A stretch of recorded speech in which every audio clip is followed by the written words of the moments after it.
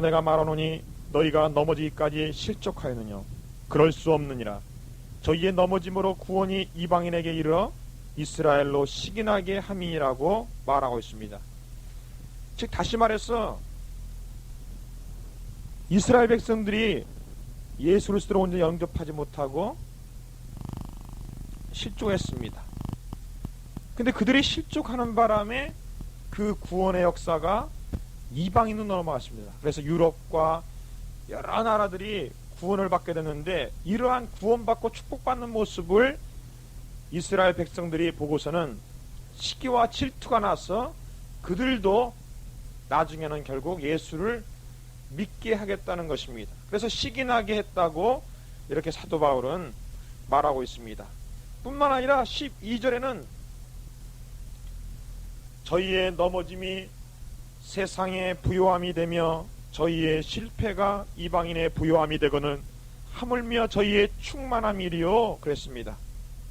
이 얘기는 무슨 얘기냐면은 저들이 이렇게 실족함으로 말미암아 이방인들이 축복을 받았는데, 원래 택함 받은 이스라엘 선민들이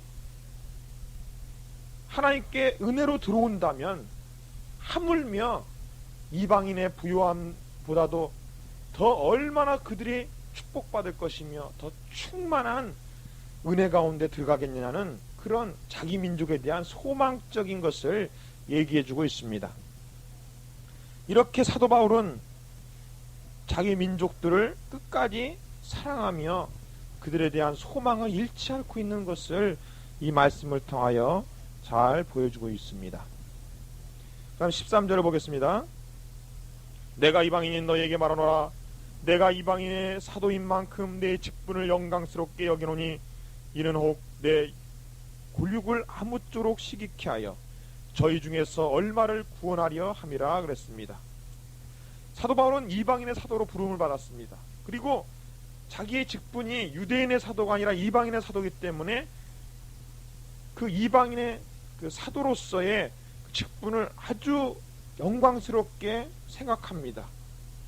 근데 왜 영광스럽게 생각하냐면은 그 이유 중에 하나가 바로 내가 열심히 이방인들에게 복음을 전파함으로 말미암아 유대인들이 시기하게 해서 더 열심히 구원을 얻도록 해주기 위해서 그런 시기심을 유발시키기 위한 그러한 직분이 될 수 있기 때문에 오히려 감사한다고 이렇게 긍정적으로 보고 있는 걸 볼 수 있습니다.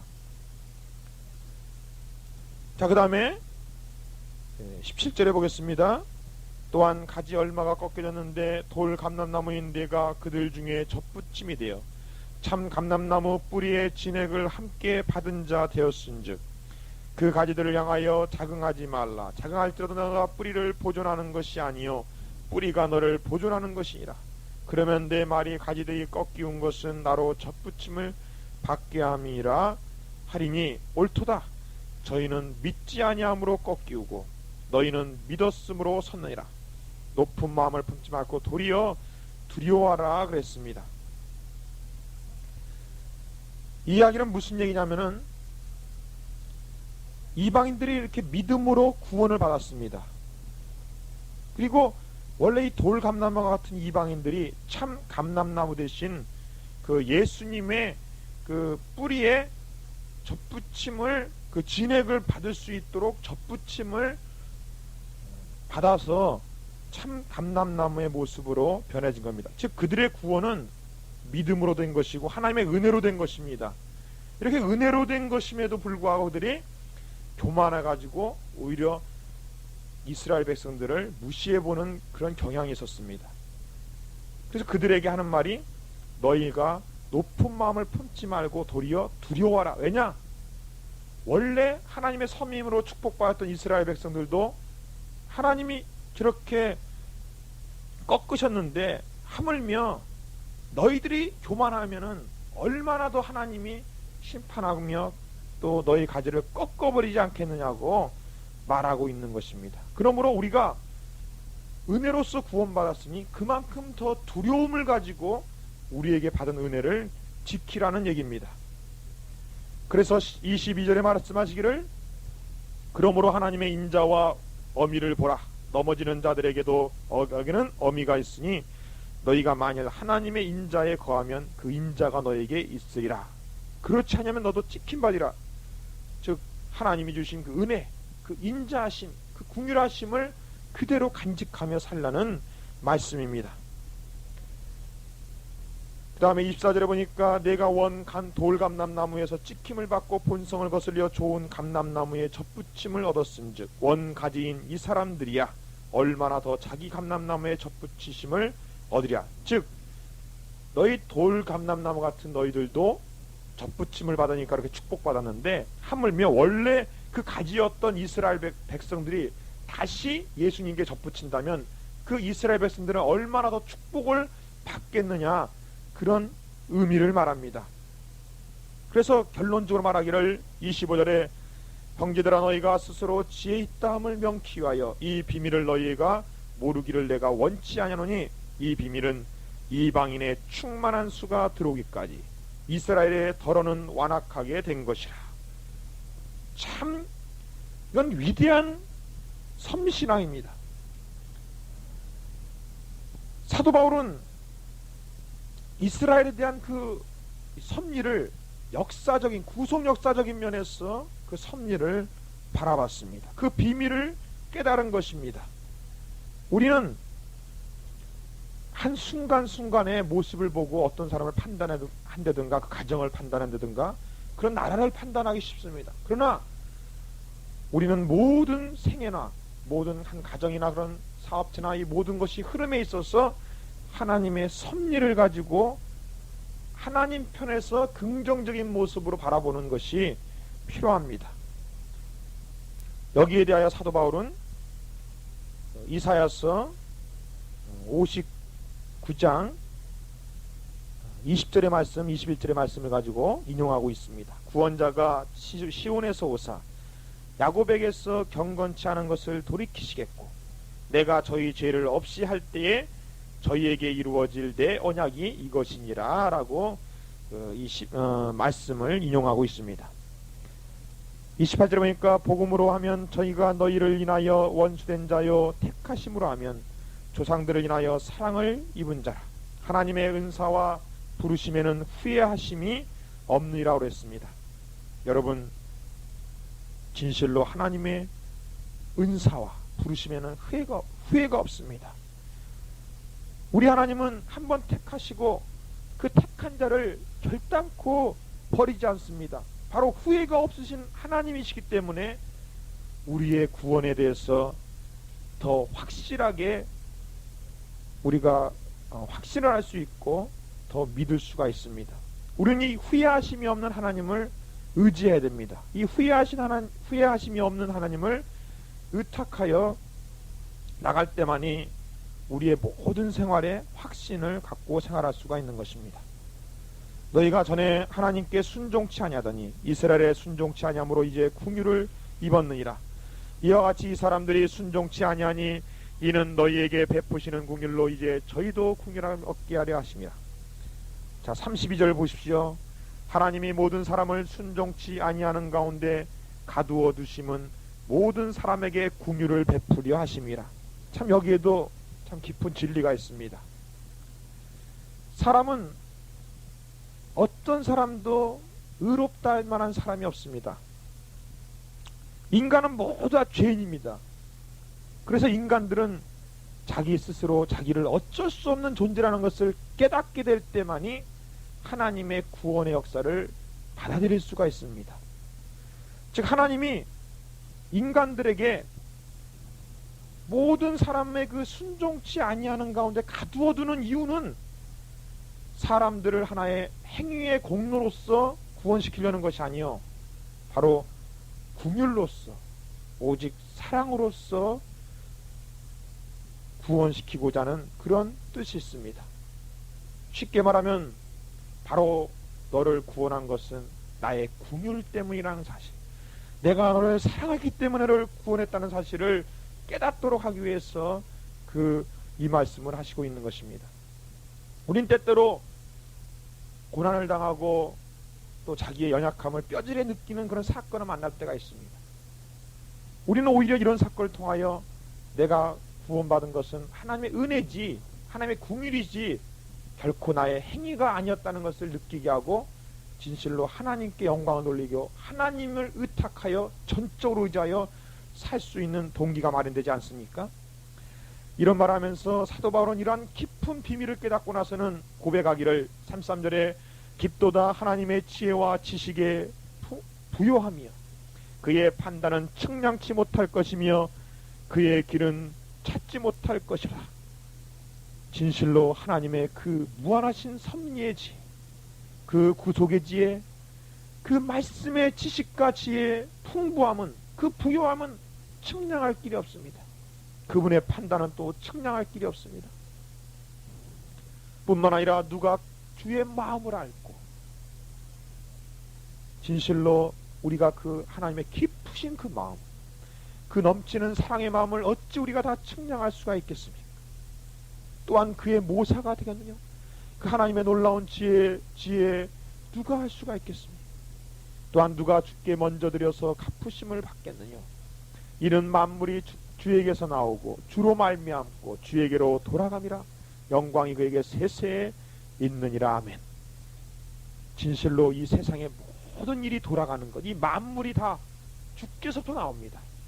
주께서 이 세상을 운행하시고 이 세상을 통치하시고 자연을 섭리하시고 인생을 섭리하시고 구속의 역사를 지금도 줄기차게 이루고 계시는 것입니다. 다 주께서 나온 것입니다.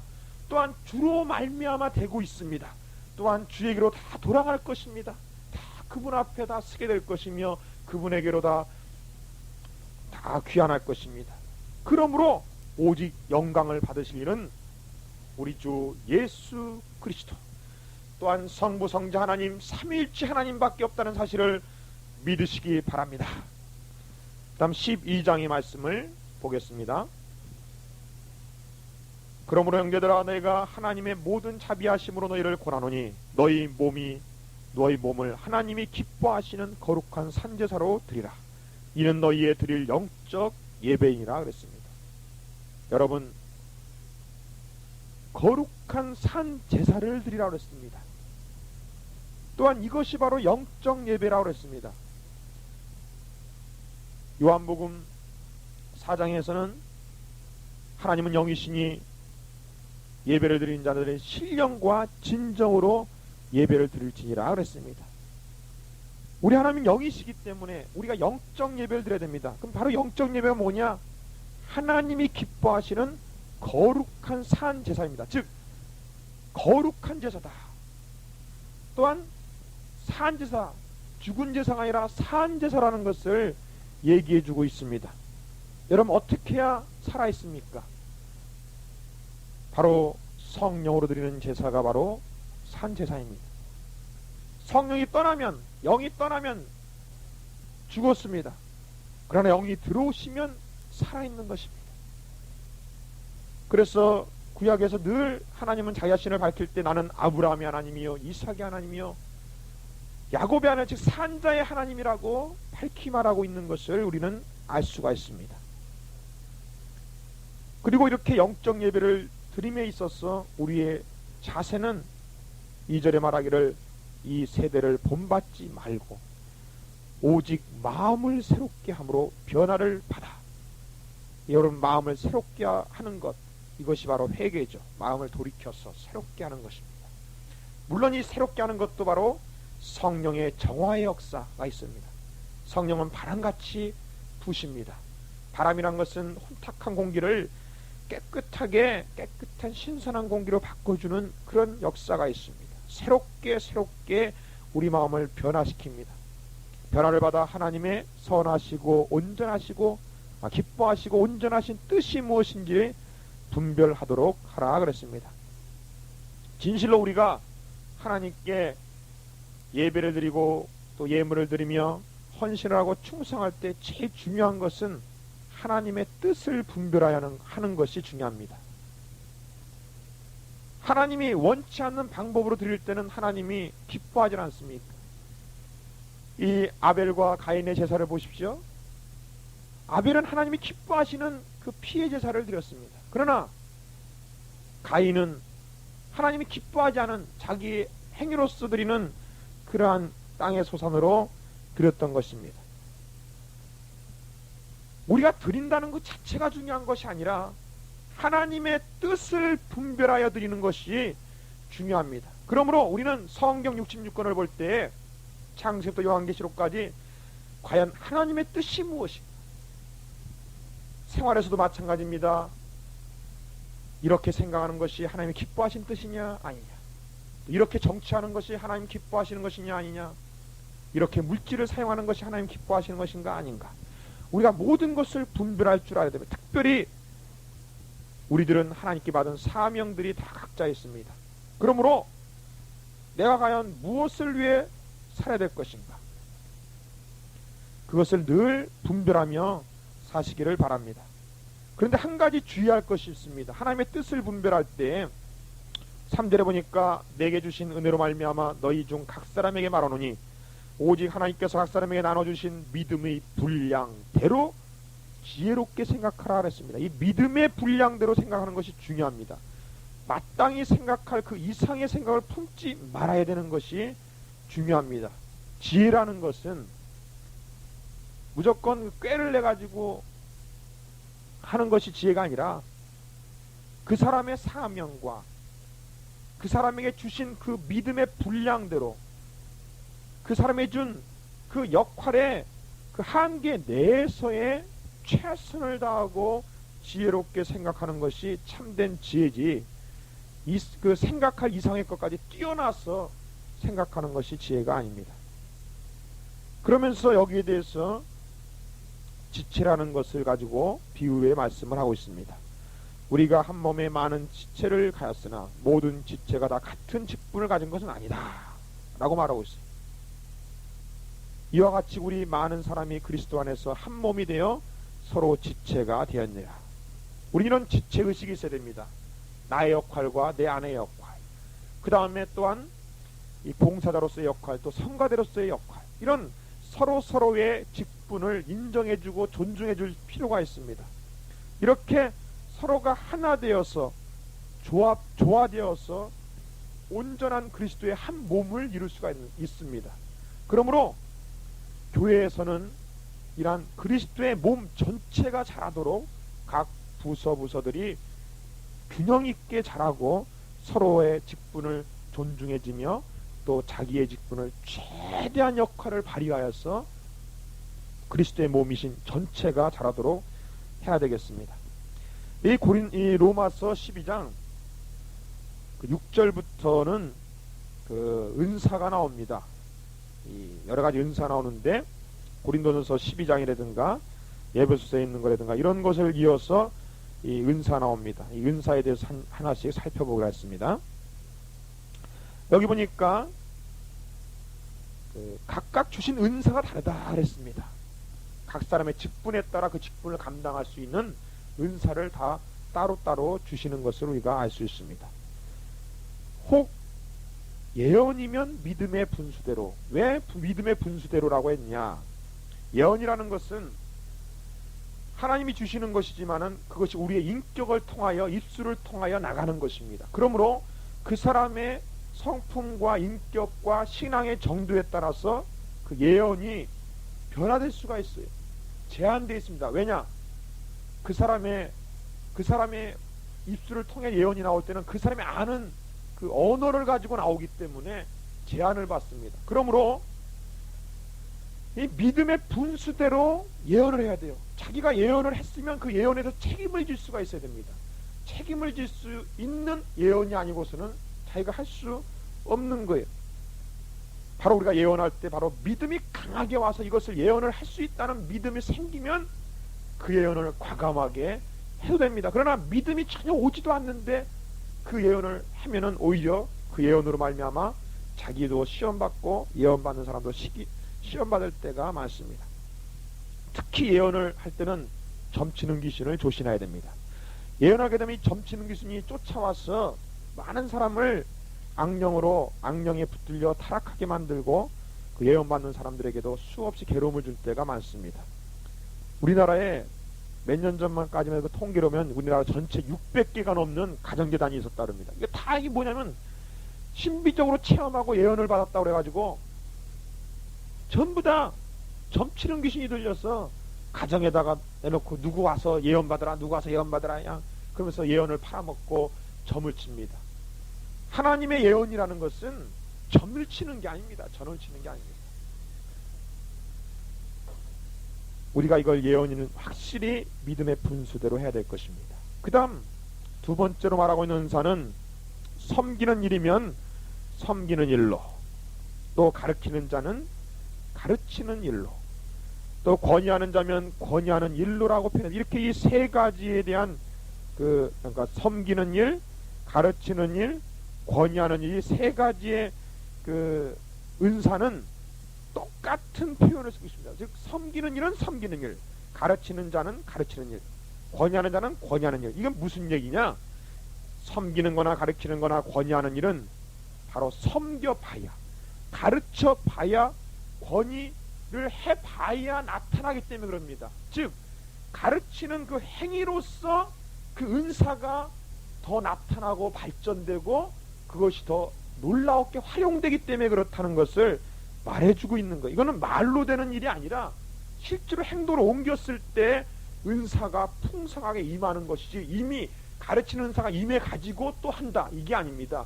가르칠 때에 거기에 은사가 갑절로 임한다는 것을 표현해주고 있습니다. 그리고 또 하나 할 것은 남을 섬기더라도 하나님의 성령을 공급하시는 힘으로 섬겨야 됩니다. 그리고 남을 하나에 권위하더라도 자기 아는 지식 갖고 권위하는 것이 아니라 하나님의 은사를 받아서 권위를 해야 됩니다. 그래야 그것이 참된 효과를 발휘할 수 있다는 것입니다. 아무리 학박식을 가졌어도 성령의 가르치는 은사를 가지고 가르치지 않는다면 하나의 감동도 오지 않습니다. 지식의 나열에 불과하고 듣는 사람의 영에 아무 유익이 없습니다. 그러므로 우리는 이것을 성령을 적극적으로 의지해서 그런 일까지도 은사를 받아 모든 일을 감당해야 되겠습니다. 그 다음에 은사를 보니까 구제하는 자는 성실함이다 했습니다. 왜 성실함이 필요하느냐? 구제하는 자는 사도행전에 보면은 열심히 그 초대교회 때 은혜를 받고 공동체 생활을 했어요. 그래갖고 서로 구제를 해주고 있는데 헬라파 그 유대인들이 와갖고는 왜 우리들 가부들은 빼놓고 저 히브리 사람들만 당신의 말 잘 통한다고 왜 그쪽 사람만 주십니까? 하고 이렇게 구제가 골고루 이루지 않는 거에 대해서 원망하고 불평했어요. 즉 열심히 위해서 한다고 했지만 이렇게 구제라는 것은 균등하게 다 돌아가지 않고 빠지는 사람이 있게 마련입니다. 그래서 그런 사람들이 원망 불평의 요소가 됩니다. 그래서 구제하는 자는 성실함으로, 아주 성실해야 됩니다. 한 사람도 빠졌나, 혹시 이 사람이 혹시 그 잘못 가지 않았는가, 엉뚱하게 구제가 되지 않았는가, 이런 건 아주 성실함이 필요합니다. 그리고 구제라는 것은 금방 하고 마치는 일이 아닙니다. 꾸준히 아주 성실되게 해야만 구제의 효과가 발휘되기 때문에 구제를 하는 자는 성실함으로 하라 그랬습니다. 그 다음에 다스리는 자는 부지런함으로 그랬습니다. 즉 다스리는 사람은 부지런해야 됩니다. 다스리는 사람은 권위로서 다스리려는 사람들이 많은데 이건 어리석은 자들이에요. 다스리는 사람이 모범을 보일 수 있는 가장 좋은 것은 어떤 권위가 아니라 부지런함입니다. 즉 어떤 일을 하게 되면 자기도 팔을 걷고서 나가서 같이 부지런하고 같이 뛰어서 일하는 그런 정신이 필요합니다. 또 다스리는 위치에 있다 보면은 큰 얘기만 듣고 큰 거에 대한 큰 사항만 보고받기 때문에 작은 사항이라든가 구석구석에 일어난 일들은 잘 모릅니다. 그러므로 귀를 활짝 열어서 부지런하게 들어야 됩니다. 그리고 눈을 활짝 열어서 부지런하게 돌아다니면서 봐야 됩니다. 우리 이런 말 있죠? 어느 집에 가서 참 그 집이 어떤가 보려면 화장실부터 보면 알고 또 신발장부터 보면 안다는 얘기가 있지 않습니까? 바로 이 다스리는 자도 이렇게 부지런해서 구석구석을 찾아다니면서 혹시 거미줄이 쳐 있지 않는가, 또한 어디 그 한쪽 구멍이 갉아서 떨어지지 않았는가? 이런 것까지도 부지런함으로 살펴볼 줄 아는 그런 사람이래야 올바른 다스리는 자가 된다는 것을 알 수가 있습니다. 그 다음에 궁유를 베푸는 자는 즐거움을 하라 그랬습니다. 이 궁유를 베푸는 자는 즐거움, 즉 궁유이라는 것은 그 사람의 감정이 그 상대방에게 전달돼 나갈 때 궁유함을 베풀어 나가는 것이라 할 수 있어요. 그런데 이 궁유함을 베푸는 자가 즐거움을 하지 않고 억지로 할 수 없이 한다든가 또는 한 번, 두 번 궁유를 베풀어 주고 나서 더 이상 내가 더 이상은 내가 요 부분까지만 내가 궁유함을 베풀어 주지 더 이상 안 해줘 막 이러가면서 마음에 딱딱한 마음을 갖고 이 궁유를 베풀면요 벌써 상대방이 느낍니다. 왜냐, 이것은 마음의 전달이기 때문에 그렇습니다. 궁유를 베풀 때는 즐거움을 하셔야 됩니다. 그 즐거움이 그 사람을 온전하게 궁유함이 전달될 수 있는 요소이기 때문에 그럽니다. 또 뿐만 아니라 사랑엔 거짓이 없나니 악을 미워하고 선에 속하라 그랬습니다. 여러분, 형제를 사랑한다 하며 뒤에서 미워할 수는 없습니다. 사랑이란 건 거짓이 없습니다. 왜냐? 사랑이란 것 자체는 우리의 영과 홍과 육 전체 이 삼 전적으로 전달되기 때문에 그럽니다. 즉 그 사람의 영과 홍과 육 전체가 그 사랑 전체이기 때문에 상대방에게 전달될 때도 그 사람의 영에게 전달되고 그 사람의 마음에 전달되고 그 사람의 육신에 전달돼서 그 사람도 전적으로 그 사랑을 체험할 수가 있습니다. 이 사랑이란 것은 바로 이러한 것입니다. 그러므로 사랑이란 것은 거짓이란 게 있을 수가 없습니다. 그러므로 사랑할 때 악을 미워하고 선에 속하며 형제를 또 사랑하여 서로 우애하고 존경하기를 서로 먼저 하며 부지런하여 게으르지 말고 열심을 품고 주를 섬기라 그랬습니다. 소망 중에 즐거워하며 환난 중에 참으며 기도에 항상 힘쓰며 성도들의 쓸 것을 공급하며 손대접하기를 힘쓰라 그랬습니다. 여러분, 진실로 주를 열심히 섬기고 형제를 열심히 섬기는 것, 이것이 또한 사랑의 다른 표현입니다. 우리 예수님께서 말하시기를 첫째 되는 계명도 첫째 계명은 하나님을 사랑하라. 둘째 되는 계명이 바로 이웃을 내 몸과 같이 사랑하라고 그랬습니다. 바로 사랑이라는 게 어떤 말로 사랑합니까? 그렇지 않죠. 바로 사랑의 표현이라는 것은 바로 섬김입니다. 열심히 주님을 섬기고 이웃을 열심히 대접하고 섬기고 기도로서 섬기고 열심히 이렇게 섬길 때에 바로 사랑이 나타나는 것입니다. 섬김이란 단어는 바로 사랑의 표현인 것입니다. 자, 그 다음에 14절에 보니까 너희를 핍박하는 자를 위하여 축복하라. 우리가 알고 있는 형제만 사랑할 것이 아니라 오히려 나를 핍박하는 원수까지라도 축복하라 했습니다. 왜냐? 주라 그러면 주실 것이요 흔들어 넘치도록 주시라 했습니다. 만약 우리가 우리 입술을 열어 축복을 해주면은 축복이 갑절로 돌아옵니다. 흔들어 넘치도록 돌아와요. 그러나 우리 입술을 통하여 저주를 하기 시작하면은 그 저주가 주라 그러면 흔들어 넘쳐 돌아온다고 했으니까 저주가 흔들어 넘쳐 들어옵니다. 그렇게 되면 결국 자기가 저주한 말 때문에 자기도 저주받는 자가 되기가 쉽상입니다. 그러므로 너 자신을 위해서라도 우리는 축복하고 저주하지 말아야 되겠습니다. 또한 즐거워하는 자들로 함께 즐거워하고 우는 자들로 함께 울라. 이것은 바로 지체의식을 말하죠. 우리가 손가락 하나가 아프면 온몸이 아프듯이 내 이웃 형제가 아프면은 우리 전체가 아픔을 느끼고 기도해주며 합심하고 시간을 들여 그 일을 위하여 애써 하나님께 의탁을 해야 됩니다.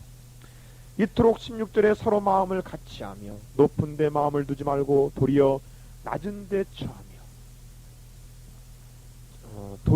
처하며 스스로 지혜 있는 채 말라 그랬습니다. 여러분, 사실 우리가 서로 높아지고 교만해질 필요가 뭐 있습니까? 다 우리는 버림받아야 마땅한 존재 아니었습니까? 하나님과 원수돼서 다 심판받을 존재 아니었어요? 우리는 다 겨우 구원받은 자들입니다. 하나님의 은혜가 없으면 살 수 없는 존재들이에요. 또 뿐만 아니라 우리는 손에 손을 잡고 다 천국 가서 만날 사람들입니다. 하물며 우리가 잘나봤자 얼마 잘납니까? 교만에 뭐하러 교만할 필요성이 있겠습니까? 우리는 서로 이럴수록 더 위로해주고 격려해주고 서로 소망을 심어주며 서로 우리끼리 존경 안 해주면 누가 우리를 또 알아주겠습니까? 그러므로 우리 서로 낮은 데 처하며 지혜 있는 채 하지 마시기를 예수의 이름으로 부탁합니다. 그리고 18절에 보니까 할 수만 있거든 모든 사람으로 더불어 화평하라고 그랬습니다. 그리고 원수도 갚지 말고 오히려 줄이거든 먹이고 목마르거든 마시우라고 말씀해주고 있습니다. 이러한 생활이 참으로 중요합니다. 왜냐? 원수를 줄일 때 먹이고 목마르거든 마시우게 되면은 또 모든 사람을 대루름 화평하기 위해서 헬라인에게는 헬라인같이 유대인에게는 유대인과 같이 어리석은 자는 어리석은 자와 같이 우리가 대해주면은 바로 그것을 통하여 복음을 전할 수 있는 기회가 될 수 있기 때문입니다. 중요한 것은 우리가 사나 죽으나 주를 위해서 사는 것이요, 사도 바로 말하기를 내가 차라리 죽어서라도 그리스도가 영화롭게 된다면, 주의 복음이 전파된다면 내가 기꺼이 죽겠다라고 고백하고 있는 것을 우리는 알 수가 있습니다. 그러므로 누가 됐든지 평화를 우리는 구해야 됩니다. 그리고 만약 그 원수가 그렇게 했음에도 불구하고 회개하지 않고 그랬을 때는 여기 본문에 있는 것처럼 그리함으로 내가 숯불을 그 머리에 쌓아 놓으리라. 즉 그 사람은 그 축복의 말씀, 선을 베푸는 것을, 복음을 받아들이지 않으면 결국 그만큼 그 사람은 자기 스스로 심판을 쌓아놓는 길입니다. 그러면 어찌하든지 악에게 지지 말고 선으로 악을 이겨야 됐습니다. 여러분, 폭력을 폭력으로 이깁니까? 그렇지 않습니다. 악을 악으로 이깁니까? 그렇지 않아요. 우리는 예수님의 방법, 선으로 악을 이기는 방법을 사용해야 됩니다. 지금 해방신학이니 민중신학이 해갖고 하나님의 말씀을 가지고 폭력으로 이 세대의 자유를 갈구하고자 합니다. 잘못된 것입니다. 하나님은 선으로 악을 이기라고 그랬지 결단코 악을 악으로써 이기라고 하지 않았습니다. 자, 그 다음에 13장부터는 또한 그 실천적인 얘기를 하고 있는데, 각 사람은 위에 있는 권세에게 복종하라. 즉 위에 있는 권세자들에 대해서 설명을 해주고 있습니다. 왜 위에 있는 권세자들에게 복종하라고 했느냐? 이것은 무슨 얘기냐면은, 만약 위에 있는 사람한테 복종하지 않고 거슬리게 되면은 그 사람들은 권세가 있고 권력이 있기 때문에 그들이 핍박하게 되면은 우리는 복음을 전할 수 있는 길까지도 어려워질 때가 있습니다. 또 괜한 일을 만들 때가 있습니다. 그러므로 권세 있는 자들에게 복종하라는 것입니다. 또 하나는, 권세라는 것은 하나님이 부여해 줬다는 사실입니다. 그러므로 권세를 복종하는 것이 결국 하나님을 복종하는 것이기 때문에, 위에서 났기 때문에 해라는 기본적인 자세를 가지라는 것입니다. 그렇지만 권세가, 이들의 권세가 하나님의 복음을 거스린다면은 그거는 결단코 복종해서는 안 됩니다. 왜냐? 그들 권세자들도 하나님께 받은 거기 때문에 하나님 자체를 그들이 거부하는 것이 되므로 우리도 그들에게 순종해서는 안 됩니다. 목숨을 각오해서라도 복음을 지켜야 됩니다. 그래서 7절에 말하기를 공세를 받은 자에게 공세를 바치고 국세를 받을 자에게 국세를 바치고 두려워할 자를 두려워하며 존경할 자를 존경하라고 이렇게 말해주고 있습니다. 그다음 8절에 보니까 피차 사랑의 빚 외에는 아무에게든지 아무 빚도 지지 말라. 남을 사랑하는 자는 율법을 다 이뤘느니라. 왜 사랑을 하게 되면은 율법을 완성되느냐? 쉽게 얘기하면은, 하나님을 사랑하는데 어떻게 옆에서 인형 하나를 만들어 놓고 인형한테 이게 하나님이다 하면서 거기 절할 수 있어요? 없는 겁니다. 하나님을 사랑하는데, 아버지를 사랑하는데 아버지 이름 막 불러요? 하나님 이름을 망령되이 부를 수 있습니까? 저절로 사랑하면 하나님을 경외할 수밖에 없고 이름을 존칭해서 부를 수밖에 없습니다. 또한 인간 간의 관계도 마찬가지예요. 어떻게 그 사람을 사랑하는데 그 사람을 죽일 수 있어요? 칼을 가지고. 어떻게 그 사람을 사랑하고 있는데 그 사람의 거짓말을 할 수 있습니까? 사랑하면 솔직해집니다. 사랑하면 그 사람의 주고 싶지 빼앗고 싶지 않습니다. 그러므로 사랑은 율법의 완성이 저절로 되는 겁니다. 그래서 9절에 말하기를 간음하지 말라, 탐욕하지 말라, 도적지 말라, 탐내지 말라는 것과 그 외에 다른 계명이 있을지라도 내 이웃을 내 자신과 같이 사랑하라 하신 그 말씀 가운데 다 들어있다고 했습니다. 사랑은 이웃에게 악을 행치 아니하나니 그러므로 사랑은 율법의 완성이라. 다음 11절부터는 이 시기를 알거니와 자다가 깰 때가 벌써 되었으니 이제 우리의 구원이 처음 믿을 때보다 가까웠습니다 하고 말했습니다. 그러므로 말세가 가까웠으므로 어둠의 일을 벗고 빛의 갑옷을 입자 그랬습니다. 그리고 낮에와 같이 단정히 행하자고 그랬습니다. 또한 주 예수 그리스도로 옷 입고 정욕을 위하여 육신의 일을 도모하지 말라고 말하고 있습니다. 여러분, 우리가 받은 이 귀한 구원을 이제 예수님 오실 그날을 위하여서 슬기로운 기름을 준비한 하천과 같이 우리 자신을 준비하고 빛의 갑옷을 입고 끝까지 우리의 신앙을 지키며 중심을 지키며 승리의 그날까지 우리는 전진해 나가야만 되겠습니다. 자, 다음에 14장에서 보면은 믿음이 연약한 자를 너희가 받되 그의 의심하는 바를 비판하지 말라. 여러분, 많은 사람들이 자기를 기준해서 남을 판단하는 사람이 참으로 많습니다. 그래서 얼마나 많은 사람이 오히려 신앙이 오래된 사람 때문에 지금 막 믿으려고 하는 사람들이 마음의 시험을 받고서 쓰러질 때가 많습니다. 여러분, 지금 사람마다 믿음의 분량이 있는 것입니다. 어린아이가 그 딱딱한 그 고기를 못 먹듯이 먹으면 체하거나 혹시 심하면 죽기까지 합니다. 그러므로 믿음이 연약한 자들이 말하는 것이 어리고 참 어리석게 보이고 미련통하게 보이고 그러지만은 그것을 그 위치에서 이해를 하고 거기에 알맞도록 먹여야 됩니다. 여러분, 어린아이에게 젖을 먹이는 이유는 두 가지가 있죠. 왜냐하면 고기를 못 먹여서 먹입니다. 그리고 또 하나는 무슨 이유냐? 그 사람을 자라게 하기 위해서 먹습니다. 지금 젖을 먹여놓으면 그 사람 성장합니다.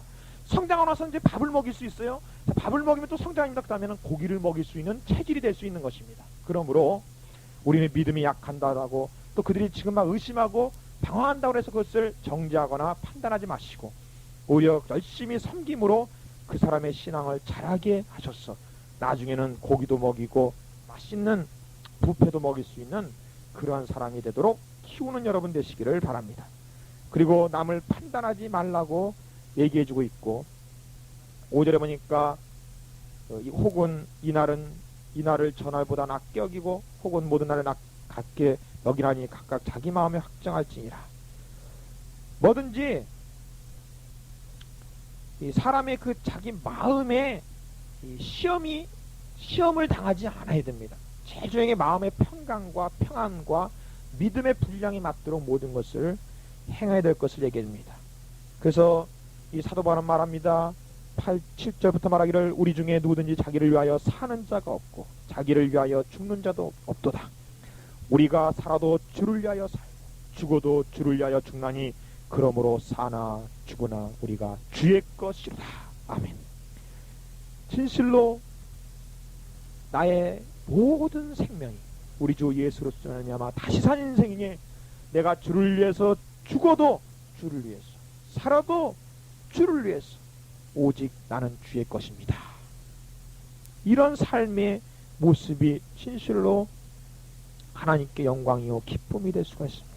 바로 이를 위하여 그리스도께서 죽었다가 다시 살아나셨으니 곧 죽은 자와 산 자의 주가 되심이라고 말씀하십니다.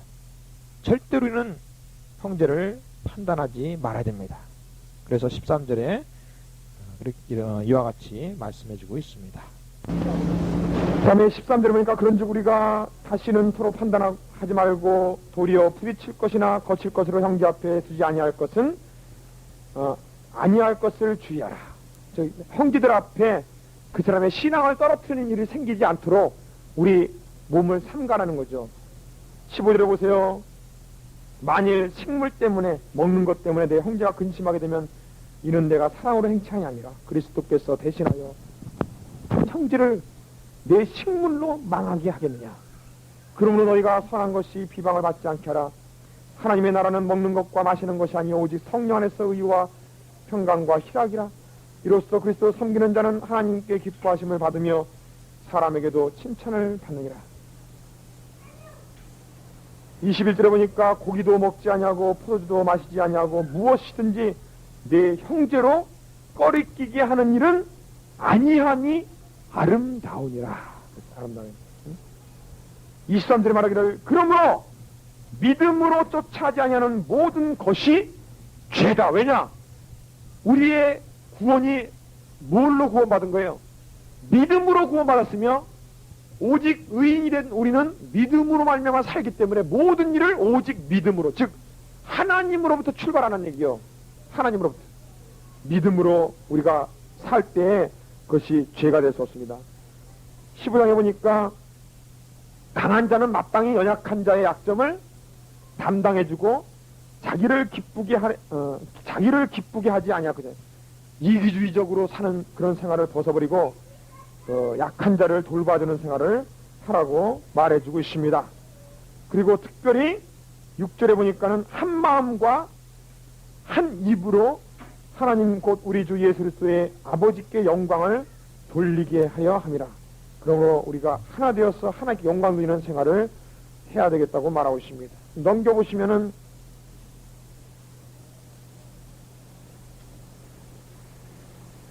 16절에 보면 이 은혜는 나로 하나 이방인을 위하여 그리스도 예수의 일꾼이 되어 하나님의 복음의 제사장 직무를 하게 하사 이방인을 제물로 드리는 그것이 성령 안에서 거룩하게 되어 받으심직하게 하려 하심이라.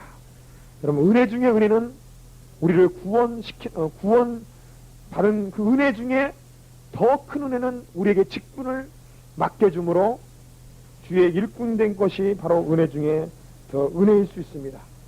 그리고 특별히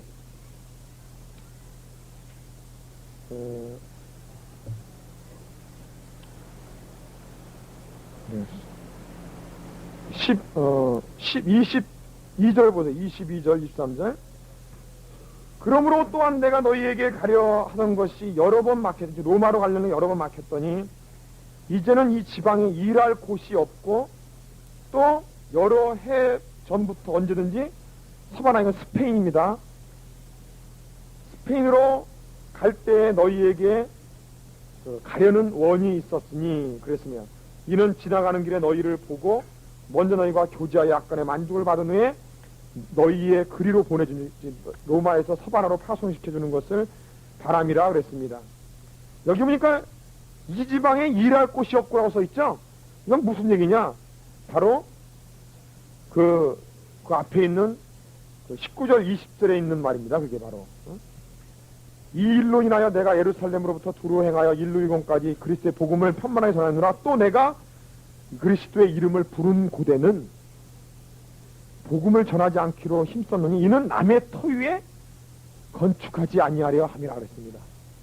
그러니까 복음이 없는 곳마다 찾아가면서 어느 정도 복음을 전해놨으면 또 사도 바울은 이제 일할 곳 다 일했으니까 또 떠나서 또 복음을 전하는 이런 이 사도의 직분을 감당했던 것을 우리가 알 수 있습니다.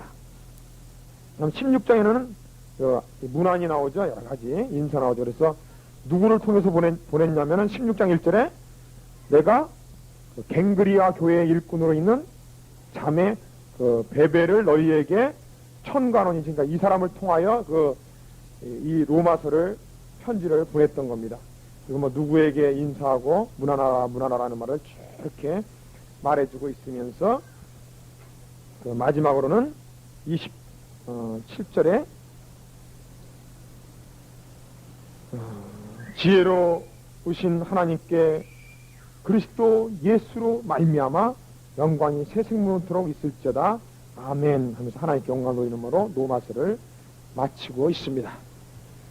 자, 우리 로마서의 말씀 통해서 계속해서 하겠습니다. 갈라디아서 보겠습니다.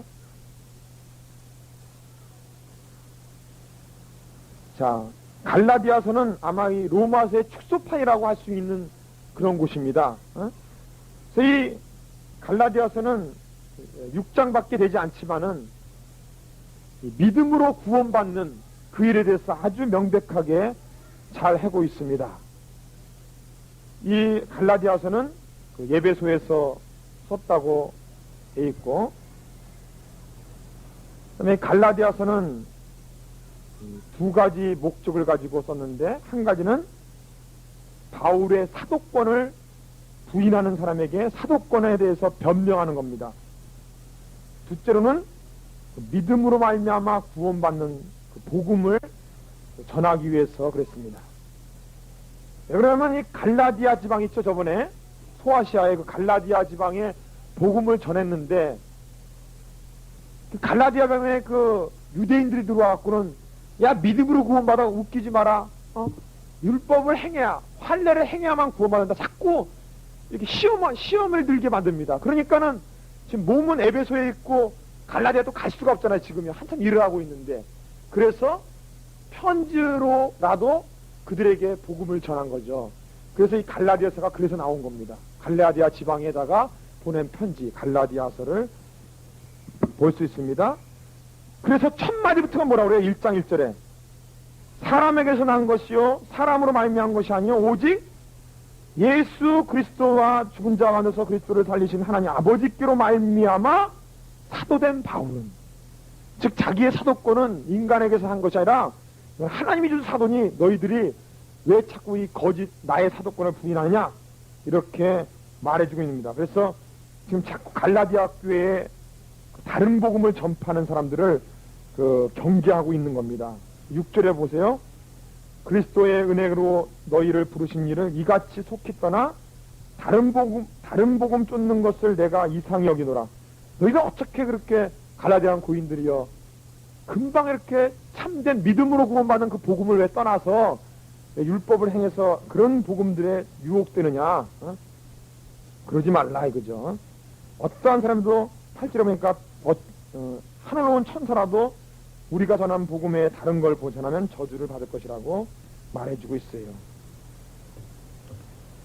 자, 그 다음에 17절에 보세요. 또 나보다 먼저 사도된 자들을 만나려고 예루살렘으로 가지 아니하고 오직 아라비아로 갔다가 다시 다메섹으로 돌아왔노라 그랬죠. 그러니까 처음에 사도 바울이 다메섹에서 가는 도중에서 구원받았죠. 그래서 아나니아를 통하여 그 소명됐던 눈이 떴죠. 그리고는 아라비아에 가가지고 뭐예요? 몇 년간? 거의 그 3년 만에 돌아왔다 그랬으니까 약 3년 정도를 아라비아에 사마에 가서 기도를 했습니다. 영역을 쌓아서 영역을 쌓고. 근데 문제는 근데 여러분 기도만 먼저 한 게 아니에요. 사도 바울은 지난 청년 때까지 가말리엘이라는 유대의 최고 율법학자, 최고 율법학자 수제자. 그러니까 성경 박사입니다. 박사, 이 사람은. 그 성경 박사인데 이것을 복음적으로 알지 못하고 율법적으로만 알았기 때문에 예수를 만나고 나서는 이제는 이것을 복음적으로 이것을 깨닫고자 하나님께 영역을 쌓고자 기도했던 거예요. 말씀으로 준비했고 기도로 준비했고, 그 다음에 3년 만에 예루살렘에 갔다가 거기에 15일 정도 유하고 나서 어디로 갔냐면은 아까 그 다소로 도망갔잖아요. 그래서 그러다가 나중에 바나바가 이제 시리아 안디옥 교회 처음 설립할 때 데리고 왔잖아요. 근데 그동안 거기에서 21절에 보세요. 그 후에 다소로 가가지고 내가 수리아와 길리기아 지방에 이르러서는 여러 그 복음을 전했다는 걸 알 수 있어요. 그러니까 다소 지방의 고향 땅에 갔을 때 그냥 아무 일도 안 하고 있었던 것이 아니라 혼자 막 목회하면서 막 돌아다닌 거예요. 열심히 복음 전했던 겁니다. 그렇게 목회를 목회 경험을 쌓았습니다. 거기서 목회 경험을 쌓아. 그러니까 말씀 준비돼 있죠, 기도 준비돼 있죠, 목회 경험을 쌓았죠. 이 세 가지가 합하여 갖고 바나바를 통하여 수리아에 있는 안디옥으로 부르니까는 1년 만에 어떻게 1년 만에 거기 안디옥 교회 성도들이 크리스찬이라는 소리를 듣기까지 만들었던 겁니다. 그 다음에 2절에 보니까 2장에 보니까 14년 후에 즉 14년 만에 예루살렘에 와갖고는 그 바나바와 디도와 함께 그 계시를 인하여 올라. 이 계시라는 건 뭐냐면 저번에 천하의 흉년이 들리라는 그런 계시를 많이 봅니다. 많은 사람이 그랬고 구제물을 가져가지고 예루살렘에 돕기 위해서 갔다는 것으로 많이 생각하고 있습니다. 그런데 그때 3절에 보니까 헬라인 디도를 데리고 갔었잖아요. 근데 이 디도에게 할례를 받도록 하지 않았습니다. 왜 할례 받도록 안 했느냐? 그 이유는 가만히 들어온 자들이 있기 때문에, 거짓 형제들이 있기 때문에 그래요. 그들은 자꾸 할례를 받아야만 구원받는다고 그러거든요. 그러니까 헬라인을 할례 시켜버리면은 봐라 너도 저 이방인을 할례를 시키지 않았느냐. 그럴까봐 헬라 사람을 억지로 할례를 안 시켰어요. 오직 구원은 믿음으로만 된다는 것을 겉으로 억지로 드러내기 위해서 그렇게 했습니다. 그래서 이러한 얘기를 하고 나서는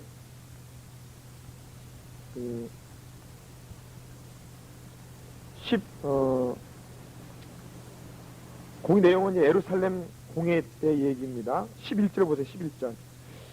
나중에 그 게바란 것은 누구예요? 베드로죠. 베드로가 안디옥에 이루었을 때에 책망할 일이 있기로 이제 한번 그 베드로가 안디옥교를 한번 신망했었나 봐요. 아주 책망할 것이 있었는데 내가 저를 면책하였노라. 왜 그랬냐면은 야고보에게서 온 어떤 이들이 이르기 전에 게바가 이방인들과 함께 먹었어요. 왜냐하면 안디옥교는 헬라인들이 많이 구원받았잖아요. 그들과 음식을 먹다가 그 유대 땅에서 어떤 오니까는 두려워갖고 그 자리를 딱 떠나버렸어요. 이방인들과 식사를 같이 하면은 그 유대인들이 정죄할까봐 싹 떠나버렸어요. 그래갖고 13절에 말하기를 남은 유대인들도 저와 같이 외식함으로 바나바까지 저희의 외식에 유혹되었다 이거예요. 아니 예수님의 수제자가 이렇게 율법적으로 지내니까는 바나바 같은 사람도 또 거기 성도들도 유대인들이 전부 다 영향을 받은 거예요. 율법적으로. 그러므로 지도자 한 사람의 이 신앙이 굉장히 중요한 거예요. 영향력이. 그래서 막 베드로를 예수님의 수제자 베드로를 사도 바울이 막 책망을 막 해. 책망을. 굉장한 사람입니다. 이 사도 바울. 참 보면 막 책망을 했다고 말합니다. 그래서 16절에 말하기를 같이 한번 읽죠. 시작. 사람이 의롭게 된 것은 율법의 행위에서 난 것이 아니요 오직 예수 그리스도를 믿음으로 말미암는 줄 아는구로 우리도 그리스도 예수를 믿나니 이는 우리가 율법의 행위에서가 아니요 그리스도를 믿음으로써 의롭다함을 얻으함이라. 율법의 행위로서는 의롭다함을 얻을 육체가 없느니라. 아멘. 자, 그다음에 우리 20절 말씀 너무너무 좋은 말씀이죠. 우리 천천히 같이 한번 읽어보겠습니다. 내가 그리스도와 함께 십자가에 못 박혔나니 그런즉 이제는 내가 산 것이 아니요 오직 내 안에 계신 내 안에 그리스도께서 사신 것이라. 아멘. 이제는 내가 산 것이 아니요 내 안에 계신 그리스도가 사신 것입니다. 늘 그리스도가 살아 역사하시도록 우리는 나아가야겠습니다. 그리고 또 3장에서는 무엇을 예로 드냐면 이 아브라함이 의롭다 하심을 인정받은 것이 율법이 생기기 전에 의롭다 인정을 받았어요. 여러분 아브라함은 BC 한 2000년 된 사람이죠. 그 다음에 율법은 언제 줬어요? 십계명 언제 줬죠? 출애굽기 모세 때 줘도 뭐야? BC 한 1500년경에. 그러니까는 훨씬 몇백 년 전에 아브라함이 믿음을 통하여 의롭다함을 받았죠. 그러니 너희들이 율법을 갖고 자꾸 의롭다 하는데 율법보다 믿음이 더 앞서 있었다. 그러므로 구원이란 근본적으로 믿음을 통하여 되는 것이고, 율법이라는 것은 우리 너무나 죄로 알지 않기 때문에 율법을 줌으로, 왜냐면 우리 양심이 자꾸 무감각하게 되거든요.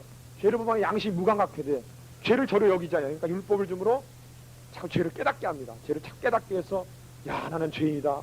나는 하나님의 도우심 없이는 죄사함을 얻을 수 없구나. 그래서 믿음으로 하나님께 나아갈 수 있도록 하는 동기부여를 주는 거에 불과하다는 것을 말합니다. 그리고 율법을 다 행해야 우리가 정말 거룩한 자가 되죠. 이 율법을 행할 수 있는 것은 바로 성령의 능력을 통하여 된다고 말해주고 있는 것입니다. 이렇게 로마서에 반복되는 구절들이 계속 나오고 있기 때문에 여러분 그 본문을 쭉 읽어보시면은 깨달을 수 있을 거예요. 그래서 23절에도 보세요. 23절에 믿음이 오기 전에 우리가 율법 아래에 매인바되고 계시될 믿음의 때까지 갇혔느니라. 이같이 율법이 우리를 그리스도에게로 인도하는 몽학성생이 되어 우리로 하여금 믿음으로 말미암아 의롭다 함을 얻게 하려 말이죠. 자꾸 이 율법이 우리를 책망시킴으로 말미암아, 야, 내가 믿음으로밖에는 구원받을 수 없구나, 이렇게 만들어준다는 거죠. 다음에 그러니까 율법의 역할에 대해서 한번 정리를 해봅시다. 율법 역할. 율법 역할은 첫 번째로는 죄를 죄로 여기도록 해주는 겁니다. 죄를 죄로 깨닫도록 해주는 역할을 합니다. 두 번째로는 믿음을 얻도록 하는 몽학성생 같습니다. 이 몽학성생이라는 것은 애들을 가르치는, 지도하는 선생이죠.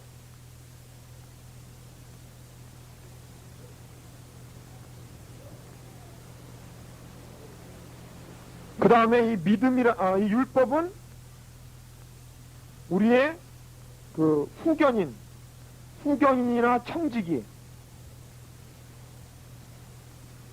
그 다음 네 번째로는 유모와 같은 역할을 합니다. 자, 아까 몽학선생이기 때문에 몽학선생이 어릴 때만 가르치지, 좀 잘하면 어떻게 돼요? 잘하면. 이제는 몽학선생과 관계없죠. 여기 25절에 뭐라고 그랬어요? 믿음이 온 후에는 우리가 몽학선생 아래에 있지 아니한다 돼 있으며, 또 4장 1절에 보니까 내가 또 말하는 유업을 이을 자가 모든 것의 주인이지만은 어릴 때는 어떻게 해야 돼요? 어릴 때는 어떤 후견인이라든가 청지기한테 맡기죠. 내 자식 좀 잘 키우라고. 어릴 땐 그렇게 키우지만은 어린 것을 지나가면 어떻게 돼요? 이제는 자기를 가르쳤던 청지기라도 그 주인이 누구예요? 자기가 되고 이 사람은 하나의 종에 불과하죠. 그러므로 유모도 마찬가지. 유모도 젖먹일 때만 유모지, 지나면은 상관이 없게 돼. 그러므로 율법은 바로 그런 역할, 즉 우리에게 믿음을 얻도록 하는 역할까지 해주는 것입니다. 자, 그 다음에 4장 19절을 4장 17절부터 20절까지 같이 한번 읽겠습니다. 시작. 저희가 너희를 대하여 열심 내는 것이 좋은 뜻이 아니요 오직 너희를 이감 붙여 너희로 저희에 대하여 열심 내게 하려 함이라. 좋은 일에 대하여 열심으로 사모함을 받으면 내가 너희를 대하여 쓸뿐 아니라 언제든지 좋으니라. 나의 자녀들아, 너희 속에 그리스도의 형상을 이루기까지 다시 너희를 위하여 해산하는 수고를 하노니 내가 이제라도 너희와 함께 있어 내 음성을 변하려 함은 너희를 대하여 의심이 있음이라. 참, 너희 속에 그리스도의 형상을 이루기까지 내가 다시 해산의 수고를 감당할지언정 너희 심령 속에 그리스도의 형상을 이루고자 하는 이 마음에 정말 내 양떼를 성공시키려는 의지, 내 양떼를 잘 살도록 해주려는 의지, 이러한이 있어야 됩니다. 이 그리스도 형상을 본받도록 해주는 의지가 있습니다. 자, 그 다음에 아브라함의 아들, 두 아들이 누구 있었어요? 이삭과 이스마엘. 그래서 이건 그 둘을 통하여 하나는 종의 자녀다. 하나는 아들이다. 종이다. 하나는 아들이다. 계집종의 아들. 자유자와 종의 관계를 이렇게 얘기해주고 있습니다. 하나는 육체를 따라 낳고 하나는 23절에 보세요. 하나는 육체를 따라 낳고 하나는 약속을 통해서 낳았다고 되어 있으며, 그 다음에 25절에 보니까 두 번째로는 한쪽은 그 신의 산, 이건 율법을 십계명을 준 신의 산이죠. 신의 산, 즉 지금 있는 예루살렘, 지금 예루살렘이고, 하나는 위에 있는 예루살렘, 즉 자유자다 이거죠. 하나는 종이요, 하나는 자유자다. 이렇게 계속 얘기하고, 29절에는 세 번째로 한쪽은 육체를 따라 난 자지만 하나는 성령으로 난 자다. 이렇게 그 율법과 믿음으로 구원받는 것에 대해서 이 아브라함의 자식 중에 이삭과 이스마엘을 비교해 갖고 이렇게 얘기를 합니다. 비유법을 사용해서 얘기합니다. 5장에 그래서 그러므로 그리스도께서 우리로 자유케 하려고 자유를 주셨으니 그러므로 굳세게 서서 다시는 종의 먹이를 매지 마라. 이렇게 말하고 있는 것입니다. 자, 그 다음에 넘겨보세요. 6절 같이 한번 읽겠습니다. 결론을 내리는데 그리스도 예수 안에서는 할례나 무할례가 효력이 없되 사랑으로서 역사는 믿음뿐이라. 자, 사랑으로서 역사는 믿음뿐이라는 거 우리는 꼭 기억하시길 바랍니다. 그 다음에 8절에 보니까 적은 누룩이 온덩이에 퍼지느니라. 여러분, 우리 조심하십시오. 내 안에 죄라는 것이 조금 떨어지거나 잘못된 생각이 하나 들어오면 빨리 그걸 회개해서 끊어버려야지, 기도를 통해 끊어버려야지, 놔두면 자꾸 자기를 점령해 들어옵니다. 자, 그 다음에 13절에 보세요. 그러나 한 가지 우리가 주의할 점은, 우리가 자유자지만 그 자유를 어떻게 사용해야 돼요? 자유로 육체의 기회를 삼지 말고 오직 사랑으로 서로 종로로 타는데 사용하라는 겁니다. 서로 그 자유를. 그 다음에 16절부터 보겠습니다. 성령의 열매에 대해서 나오죠. 내가 이러니 너희는 성령을 쫓아 행하라. 아까도 나왔죠. 성령을 쫓아 행하라. 그리하면 육체의 욕심을 이루지 아니하리라. 어떻게 하나님 또는 전하님 어떻게 해야 내가 이렇게 이 율법, 매일 나를 살아오는 이 죄의 법에서 나를 건질 수 있습니까? 이거는 오직 하는 길밖에 없어요. 말씀을 끊임없이 묵상하며 성령을 쫓도록 행해야 됩니다. 성령을 제대로 의지해야 됩니다. 그럼 성령이 그 능력을 보여줍니다. 왜냐? 17절에 보니까 육체의 소욕은 성령을 거스리고 성령의 소욕은 육체를 거스리고, 그러니까 서로가 부딪힙니다. 부딪혀. 그래서 양심이 못 견디게 만들어버려요. 행하지 못하도록 해요. 절대적으로. 너희가 만일 성령이 인도하시는 바가 되면 율법 아래 있지 아니하리라. 율법을 초월해서 움직입니다. 율법의 이런 현장이 곧 음행과 더러운 것과 호색과, 이 음행, 더러운 것, 호생은 정욕적인 일이에요. 정욕. 이건 정욕, 이거 다 육체의 일입니다. 정욕적인 것. 그 다음에 우상숭배와 수수. 우상숭배에 대한 겁니다. 두 번째로는 우상숭배에 대한 것. 입학고사 본다고 그냥 점치러 다니는 사람들이 있는데 안 돼요. 그 다음에 세 번째로는 술수와 원수 맺는 것과 분쟁과 시기와 분냄, 막 서로 막 다투고 막 분쟁하고 당짓고 하는 거, 서로 원수 맺고 하는 것들. 이건 네 번째로 우리의 그 잘못된 감정들. 그다음에 네 번째로는 당짓는 것과 분리하는 것, 이단들. 이거는 하나 되지 못하는 것, 하나 되지 못하게 하는 것들. 그 다음에 투기와 술 취함과 방탕. 이거는 무절제, 절도 없는 것, 절제 없는 것, 무절제한 생활을 말합니다. 이러한 것들 모두 다가 다 육체의 일입니다. 육체의 일. 자기를 한번 비춰보시고 거울로 비춰보세요. 그러나 오직 성리 열매는 22절에 뭐 뭡니까? 읽어봅시다. 사랑과 기락과 화평과 오래 참음과 자비와 양성과 충성과 온유와 절제니 이 같은 것을 금지할 법이 없느니라. 여러분 사랑으로 나가보십시오. 누가 사랑을 금지할 수 있어요? 여러분 그리스도 예수의 사람들은 육체와 함께 그 정과 욕심을 십자가에 못 박았느니라. 만약 우리가 성령으로 살면 또한 성령으로 행하지 복된 영혼을 구하여 서로 격동하고 서로 피하는 성령으로 사십시다. 6장에 형제들아 사람이 만일 무슨 범죄할 일이 드러나거든 신령한 너희는 온유한 심령으로 그한 자를 바로잡고 남을 이렇게 책망하여 바로 잡되 동시에 자기 자신을 돌아봐서 나도 또한 시험받을 것이 있는가를 두려워하는 거죠.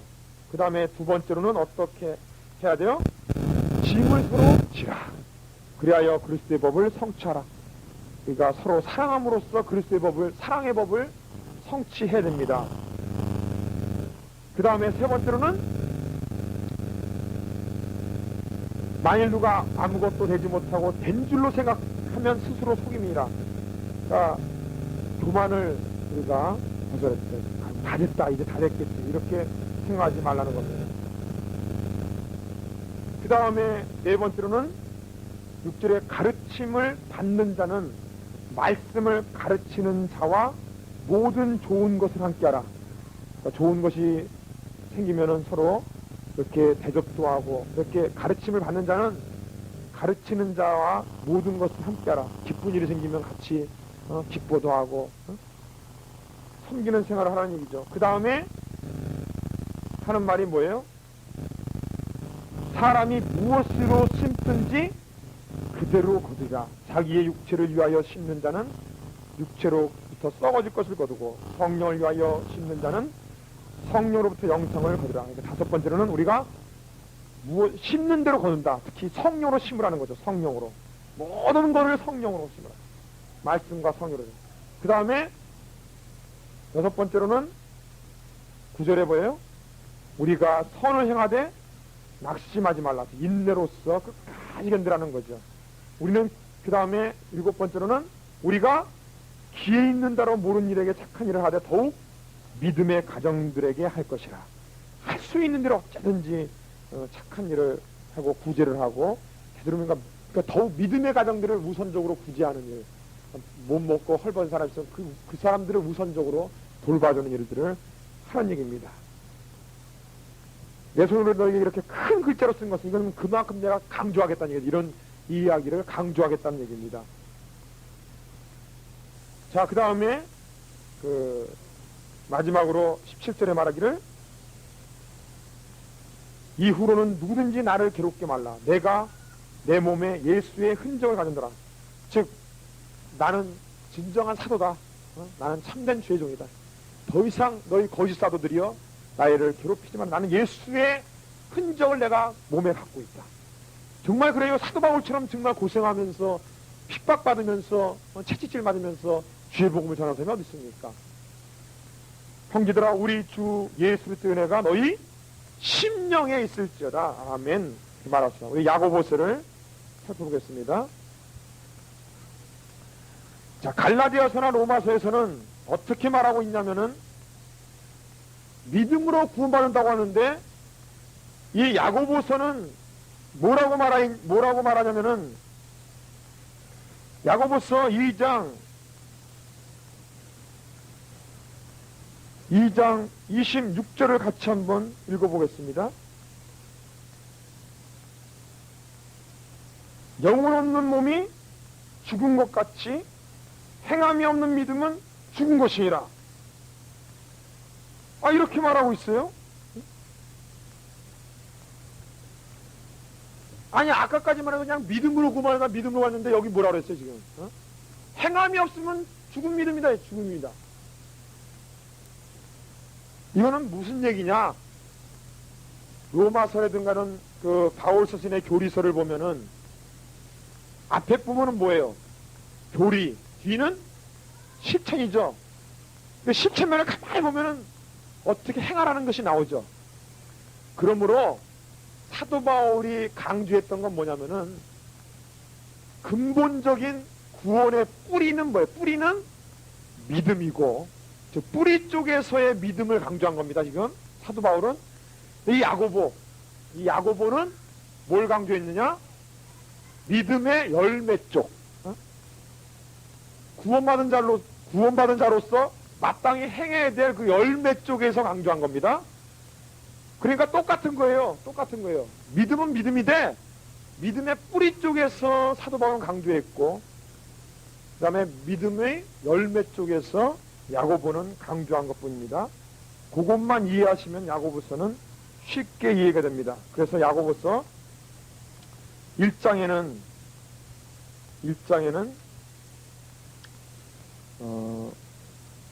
믿음의 실현에 대해서 나옵니다. 믿음의 실현.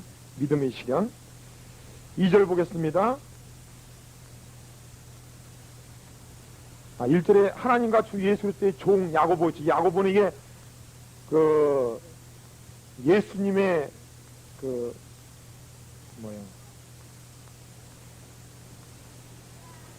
이 야고보는 보통 누구를 보냐면 예수님의 그 동생 야고보를 보는데, 자기가 예수의 동생인데도 불구하고 뭐라고 되어 있어요, 여기요? 예수의 종이라고 자처하죠. 진실로 예수님을 만난 사람은 정말 예수님이 하나님의 아들인 것을 형제까지라도 이렇게 체험한 것을 볼 수 있어요. 수신자는 흩어져 있는 12지파. 즉, 이걸 디아스포라라고 하면 디아스포라라고 하는데, 이 디아스포라라는 것은 이스라엘을 떠나서 여러 나라에 퍼져서 사는 흩어진 유대인들을 말하고 있습니다. 그들에게 야고보가 말하고 있는 것을 볼 수 있어요. 야고보는 아마 무릎이 낙타 무릎까지 됐다고 그러죠. 얼마나 기도를 많이 했는지 무릎이 낙타 무릎 정도 같이 이렇게 무릎에 군살이 베겼대요. 자, 2절에 보니까 내 형제들아 너희가 여러 가지 시험을 만나거든 온전히 기쁘게 여기라. 이는 너희의 믿음의 실현이 인내를 만들어내는 줄 너희가 아니라. 자, 왜 시험을 만나면 기쁘게 여기느냐? 그 이유가 있습니다. 바로 4절에 보니까 인내를 온전히 이루라. 이는 너희로 온전하고 구비하여 조금도 부족함이 없도록 하기 위해서 그렇다. 12절에도 뭐예요? 시험을 참는 자는 복이 있도다. 이것의 옳다 인정함을 받은 후에 주께서 자기를 사랑하는 자에게 약속하신 생명의 멸류관을 얻을 것이다. 지금 무슨 얘기냐? 이런 여러 가지 시험을 만나면은 왜 기쁘게 얘기하냐면 우리가 이 시험을 통하여 연단되기 때문에 하나님의 축복을 받을 수 있는 아주 좋은 그릇이 될 수 있기 때문에 더 기뻐하라는 겁니다. 이런 걸 통하여 불순물이 제거되고 아주 정금같이 나올 수 있기 때문에 기뻐하는 게 연단 쪽에서 얘기를 하는 겁니다. 연단 쪽에서 우리의 하나님의 축복을 받을 수 있는 그릇을 형성할 수 있는 쪽에서 얘기하기 때문에 너희들이 기뻐하라 그런 겁니다. 자, 그 다음에 5절에는 너희 중에 누구든지 지혜가 부족하거든 모든 사람에게 후히 주시고 꾸짖지 아니하시는 하나님께 구하라. 그리하면 주시리라. 여러분 매사에 하나님께 지혜를 구해갖고 일하십시오. 남편을 대할 때나 자녀를 양육할 때나 지혜가 없이 하는 사람이 너무도 많아요. 그냥 무조건 막 해체만 들고 막 때리거나 막 뭐라고만 하는 사람이 있거나 남편을 그냥 들들들 바가지만 구는 사람이 있는데 아이고 어리석은 사람이에요. 하나님의 지혜를 구하세요. 아주 지혜롭게 해서 지혜롭게. 이 지혜가 있으면요 막 떠드는 아이도 몇 마디에 조용하게 만들 수도 있고, 지혜가 있으면 그 남편도 순식간에 나를 도와주는 사람으로 변화하게 만들 수도 있고, 저 사람과 나를 전혀 도와주지 않을 사람도 지혜가 있으면 하나님께서 도와주는 사람으로 변합니다. 이 하나님의 매사의 지혜를 구하세요. 그 다음에 이 세상에 이런 스스로 부하다고 하는 사람들을 부러워하지 마십시오. 왜냐하면 10절에 보니까 부하는 자기가 나음을 자라지 이는 들의 풀과 같이 제가 해가 돋고 뜨거운 바람이 불어 풀이 말라오면 꽃은 떨어져 그 모양은 아름다움이 없어지나니 그랬습니다. 우리가 세상 것에 너무 그렇게 부러워하지 마십시오. 주 예수보다도 귀한 분은 없습니다. 그러므로 14절에 말하기를 오직 각 사람이 시험을 받는 것은 자기 욕심에 끌려서 받는 거지 하나님 때문에 받는 것은 아니에요. 하나님은 오직 축복을 주십니다. 너희 그 욕심 때문에 미혹받는 거니까 욕심이 잉태한 즉 죄를 낳고 죄가 장성한 즉 사망을 낳느니라. 그러므로 너희들은 속지 말라. 이런 거 속지 말라. 각양 좋은 은사와 온전한 선물인 다 위로부터 빛들의 아버지께로 내려오나니 그는 변함도 없으시고 회전하는 겁니다. 오직 하나님이 주시는 것은 축복밖에 없다는 것을, 변함이 없이 축복을 준다는 것을 말합니다. 그러므로 여러분이 욕심을 통하여 당하는 시험, 이것은 철저하게 물리치시고 그 다음에 시련, 즉 나를 연단시키는 일, 나를 강하게 만드는 일. 군인이 아주 훌륭한 군인이 되기 위해서는 훈련 받잖아요. 이런 시련들은 우리가 인내로서 참고 견딤으로 아주 온전한 사람이 될 수 있도록 우리가 열심으로 나가야 된다는 겁니다. 그리고 야고보는 이 실천적인 면을 많이 얘기하는데 특히 그 말, 우리 입술에 대해서 경계하기를 원해요. 19절에 말하기를 내 사랑하는 형제들아 너희가 알거니와 사람마다 듣기는 속히 하고 말하기는 더디하고 성내기도 더디하라. 사람의 성내는 것이 하나님의 의의를 이루지 못한다 그랬습니다. 절대적으로 여러분 성 가지고 화 가지고 하지 마세요. 화내지 마세요. 이 부부간의 다툼 갖고 화 가지고 하지 마세요. 절대로. 가장 파괴될 뿐입니다. 절대적으로 성내지 마시고 오히려 듣기는 속히 하십시오. 듣기는 속히 하되 들으세요. 듣고 또 듣고 또 듣고 그러다가 하나님 듣는 도중에 하나님 지혜의 말씀을 주옵소서. 지혜로운 말 한마디 딱 하고 이야 놀라운데 오히려 존경한다고요. 저는 뭐 제 집안 얘기해서 안 되지만은 제 동역자를 굉장히 존경합니다. 왜냐? 가끔 이렇게 지혜로운 말 하거든. 지혜로운 말. 내가 생각하지도 못한 말이에요. 그러면 얼마나 존경스러운 이게. 거기에 이 사랑이 가는 거예요. 거기에. 그러니까 말하려고 너무 하지 마시고 성내지 마시고 듣기는 속히 하고 하나님의 지혜를 통하여 하시기 바랍니다. 그럼 넘겨보시면은 7절에 보니까 너희는 도를 행하는 자가 되고 듣기만 하여 자신을 속는 자가 되지 말고 듣기만 하고 행하지 않음으로 자신을 속이는 자가 되지 말라. 누구든지 도를 듣고 행하지 않으면 그는 거울로 자기의 생긴 얼굴을 보는 사람과 같으니 제 자신을 보고 가서 그 모양이 어떠한 것을 곧 잊어버리거니와. 그랬어요.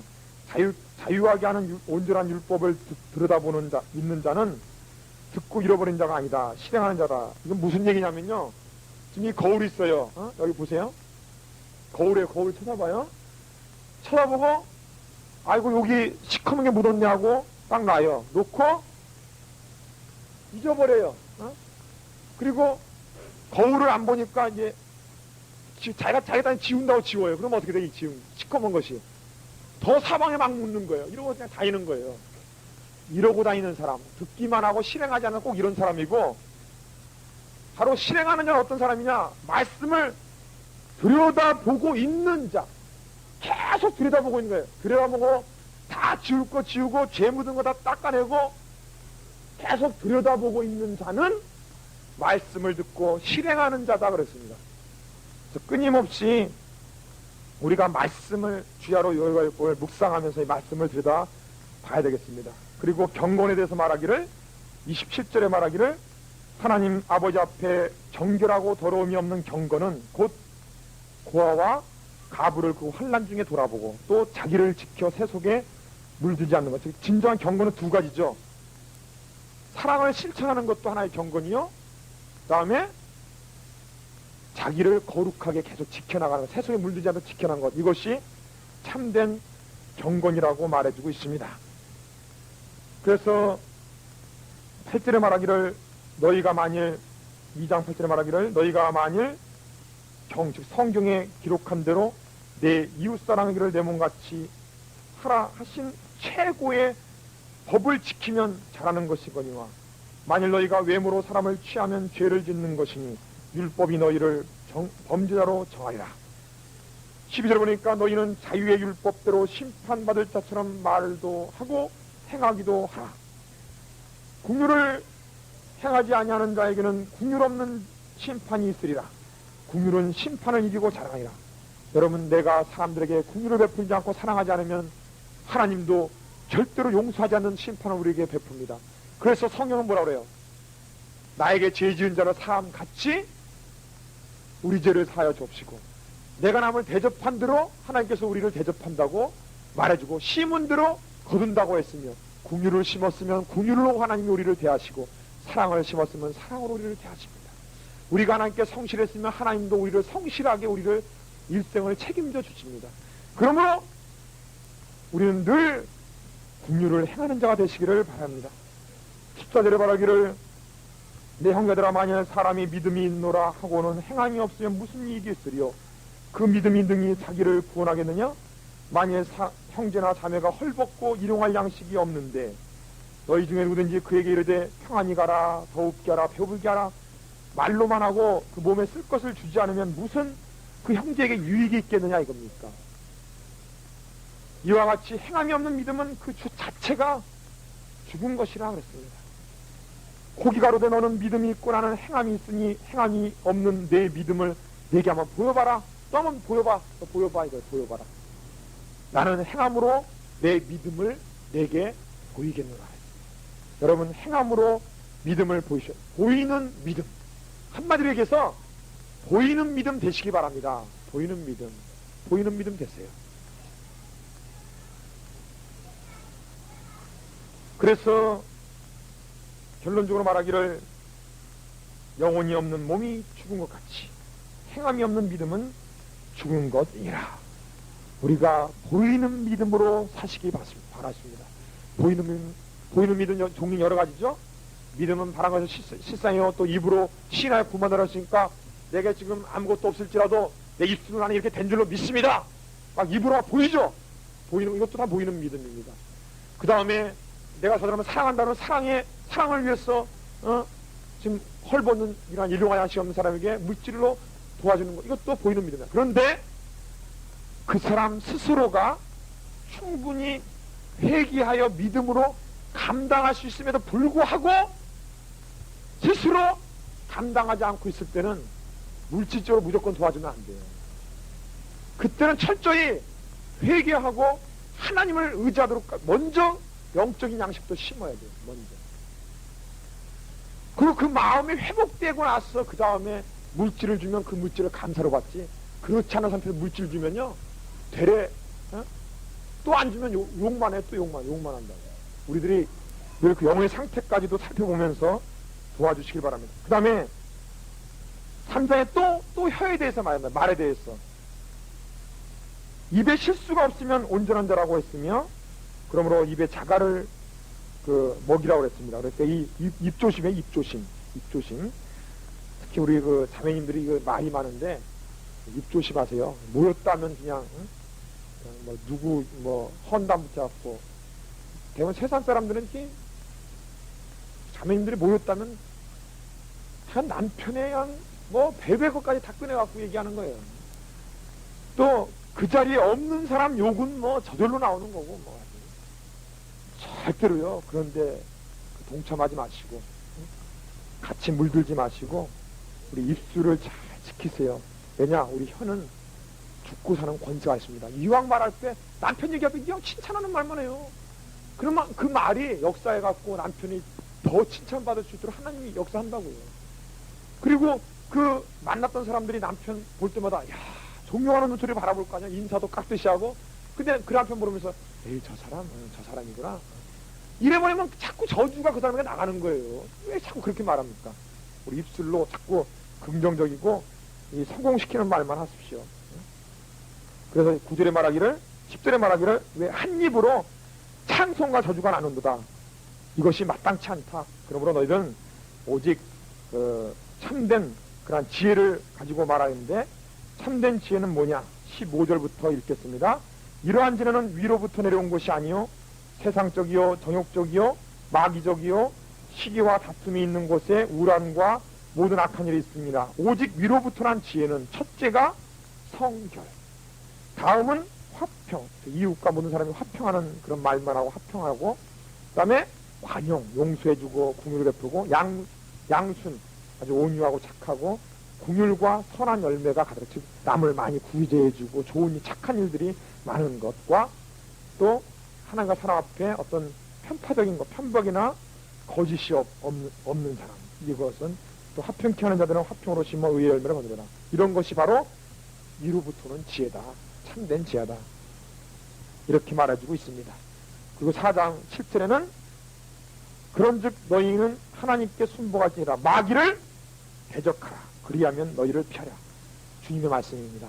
사탄은 대적하십시오. 대화를 나누지 마세요. 절대로 대화를 나누지 마시고 마귀를 대적하십시오. 그리고 하나님을 가까이 하시며 가까이 하라, 그러면 너희를 가까이하라. 하나님은 우리가 한 대로 심은 대로 하십니다. 죄인들아 손을 깨끗이 하라, 두 마음을 평들아 마음을 성결케 하라. 그 다음 10절에 주 앞에서 낮추라, 그리하면 주께서 너희를 높이시리라 그랬습니다. 그리고 절대적으로 다른 사람을 비방하거나 정죄하지 마라. 왜냐? 12절에 보니까 입법자나 재판자는 오직 누구밖에 없어요? 능히 구원하시기도 하시며 멸하기도 하시는 바로 하나님이시기 때문에 그래요. 여러분이 그 사람 정죄해놓고 그 사람 구원시킬 수 있어요? 무슨 능력이 있어요? 하나님만이 정죄할 수도 있고 구원할 수도 있는 겁니다. 하나님만이 재판자입니다. 그러므로 우리는 절대로 남을 정죄하는 일, 심판하는 일을 하지 마시며, 그러나 하나님의 공의를 들어 그 사람에게 책망하는 일은 또 있어야 되죠. 그냥 지금 살인하고 있는데 잘했어 이래요? 그게 아니죠. 하나님의 공의를 들어서 하나님 율법을 가지고 살인하는 것은 하나님의 공의에 옳지 않다고 분명하게 얘기를 해줘야 됩니다. 그래야 되죠, 그거는. 그러나 그 사람을 완전히 막 그 인격까지 완전히 그냥 정지시켜버려 가지고 그냥 그 몰살시켜버리지 말라 이거예요. 14절에 보세요. 내일 일을 너희가 알지 못하는도다. 너희 생명이 무엇이냐? 너희는 잠시 보였다가 없어지는 안개니라. 너희가 도리어 말하기를 주의 뜻이면 우리가 살기도 하고 이것저것을 아니라 할 것이거늘 이제 너희가 허탄한 자랑을 자랑하니 이러한 자랑은 다 악한 것이라. 그러므로 사람이 선을 행할 줄 알고도 행치 아니하면 죄니라. 우리가 능력이 있음에도 불구하고 그 선을 행하지 않으면 죄라는 것을 우리는 기억하시고 늘 이웃사랑하기를 내 몸과 같이 하시기를 바랍니다. 자, 그 다음에 7절에 보면은 그러므로 형제들아 주의 강림하시기까지 길이 참으라. 보라, 농부가 땅에서 나는 귀한 열매를 바라고 길이 참은 것 같이 이른비하는지요. 이른비는 뭐 물론 그 초대교회 성령의 역사, 늦은비는 지금 말세에 성령의 역사를 말하고 있는데, 늦은비를 기다리라. 너희도 길이 참고 마음을 굳게 하라. 주의 강림이 가까우니 형제대로 서로 원망하지 말라. 이렇게 지금 재림의 때가 가까운 이때에 인내를 강조합니다. 그래서 요 야고보서 1장에도 인내부터 시작하죠. 인내부터. 그래서 인내로서 계속 말하고 있는 것을 볼 수가 있습니다. 넘겨보십시오. 자, 13절에 보면은 너희 중에 고난당하는 자가 있느냐? 저는 기도할 것이요. 즐거워하는 자가 있느냐? 저는 찬송할 것이요. 너희 중에 병든 자가 있느냐? 저는 교회들의 장로들을 청할 것이요. 그랬습니다. 자, 우리가 사는 생활에 있어서 그 세 가지 방향에서의 우리 생활이 늘 끊임없이 연속돼야 돼요. 즉, 고난당하고 있을 때 내가 고난당하고 있을 때는 나는 어떤 모습을 보여야 됩니까? 늘 하나님 앞에 기도하는 모습을 보이고 있어야 됩니다. 늘. 누구 고난당하는 사람을 딱 찾아가면은 그 사람이 기도하고 있어야 돼요. 기도하고 있어야 돼요. 그 다음에 어떤 즐거운 일이 생겼어요. 그럴 때 그 사람의 몸은 찬송이 나와야 돼요. 하나님께 영광 돌리고 하나님께 감사하는 모습이에요. 그런데 하나님께 감사치도 않고 영화롭기도 하지 않을 때 타락하고 맙니다. 우린 늘 고난당하는 사람을 볼 때는 늘 그 사람이 기도하는 모습이 엿보여야 되고, 즐거운 모습이 있는 사람에게는 늘 하나님을 찬양하는 모습이 입술에서 막 나오는 모습이 나와야 돼요. 그 다음에 육신적으로 병든 사람이 있을 때 이 사람은 약에만 의지하고 혼자 교만때가 고집스럽게 나는 약 먹고 날 거야 뭐 회개 않고 막 고집스럽게 하는 것이 아니라 여기 장로를 청한다는 얘기는 뭐냐면요, 이제 나는 어쩔 수 없습니다. 하나님을 의지합니다. 하나님을 의지하는 그 마음을 얘기하는 거예요. 그 다음에 주의 백성들을 의지하는 거예요. 성도들의 사랑을 바라고 있는 겁니다. 바로 이 긍휼을 바라는 마음, 이것이 있어야 된다는 겁니다. 병들었을 때 정말 그 사람 마음에 하나님의 긍휼하심을 바라고 있는가, 또 하나님께 대한 믿음이 있는가, 그것이 보여야 됩니다. 늘. 그래서 이 세 가지 마음이 늘 우리 마음 가운데 끊이지 않고 연속돼야 돼요. 기도를 하고 있든지 찬송을 하고 있든지 하나님을 믿고 긍휼을 기다리든지 셋 중에 하나의 마음이 늘 우리 마음에 연속되시기를 바랍니다. 그래서 장로를 청하면 그들은 주의 이름으로 기름을 바르며 위하여 기도하일지니라. 믿음의 기도는 병든 자를 구원하니니 주께서 저를 일으키시리라. 혹시 죄를 범하였을지라도 사하심을 얻으리라. 이러므로 너희 죄를 서로 고하며 병낫기를 위하여 서로 기도하라. 의인의 강구는 역사하는 힘이 많으니라. 엘리야는 우리와 성경 같은 사람이로되 저가 비 오기 않기를 간절히 기도한즉 3년 6개월 동안 땅에 비가 내리지 않고 다시 기도한즉 하늘에 비를 주고 땅에 엘리야도 똑같은 우리와 같은 성령의 사람인데 기도할 때, 의인의 강구할 때 그러한 역사람으로 여러분의 병드는 문제, 이러한 문제들을 우리가 서로 기도해 주기를 서로 청하시기를 바랍니다. 그 다음에 마지막으로 19절에 내 형제들아 너희 중에 미혹하여 진리를 떠난 자를 누가 돌아서게 하면 너희가 알 것은 죄인을 미혹한 길에서 돌아오게 서게 하는 자가 그 영혼을 사망에서 구원하며 허다한 죄를 덮을 것이니라. 그러므로 할 수 있는 대로 이러한 여러 가지 구제일이나 여러 가지를 하되 타락한 자라든가 믿지 않는 자들을 구원시키는 일을 열심으로 하는 마지막 권고를 말하고 있는 것입니다. 오늘 말씀 로마서와 갈라디아서를 통해서 오직 믿음으로 사는 그러한 고백, 그 다음에 야고보서를 통하여 그 믿음의 열매를 하나님께 보이는 믿음으로 살 수 있도록 합심하여 기도하고 기도로 마치겠습니다. 할렐루야. 아버지 감사합니다. 오늘 로마서와 갈라디아서의 말씀을 통하여 오직 믿음으로 말미암아 살리라는 귀한 이 구원의 역사를 이루심을 감사합니다. 아버지여, 인간의 행위로서는 절대로 구원할 수 없습니다. 오직 우리가 구원받는 것은 하나님의 절대적인 은혜인 것을 감사합니다. 아버지 하나님이시여, 우리가 예수 그리스도로 말미암아 이제는 새로운 피조물이 됐으며 예수의 십자가의 죽으심을 통하여 우리가 옛사람은 장사됐고 이제는 예수의 부활하심을 말미암아 우리는 새로운 새 사람이 되었사오니 이제는 하나님 자녀답게 의로운 자답게 살 수 있게 도와주옵소서. 말씀과 성령을 거룩하게 하시옵시고 이제 주님 오시는 그날에 영화로운 몸으로 될 줄 믿습니다. 아버지 하나님이시여, 누가 우리 그리스도의 사랑의 소리를 끊을 수 있겠사오며 우리를 하나님의 그 영광 중에서 누가 우리의 고난으로부터 우리를 시험당하게 할 수 있겠나이까. 하나님이시여, 우리가 할 수 있는 대로 하나님께 충성할 수 있게 도와주옵시고 또한 사도바와 같은 사명감을 갖고서 참 로마도 서바나로 가야 되며 로마도 가야 된다는 이러한 사명의 마음을 허락하여 주옵소서. 하나님 아버지시여, 특별히 기도하고 원하기는 믿음에 보이는 믿음을 허락하여 주옵소서. 우리가 참 이 사랑에 실천해 갈 수 있게 도와주옵소서. 진실로 우리가 이 말씀을 배웠으면 끝까지 말씀을 들여다보고 있는 자가 되게 하여 주시옵시고 이러한 귀한 성령의 은사와 열매가 가득 찬 역사만 나타날 수 있도록 능히 함께 하여 주옵소서. 감사하고 예수 이름으로 드렸사옵나이다. 아멘.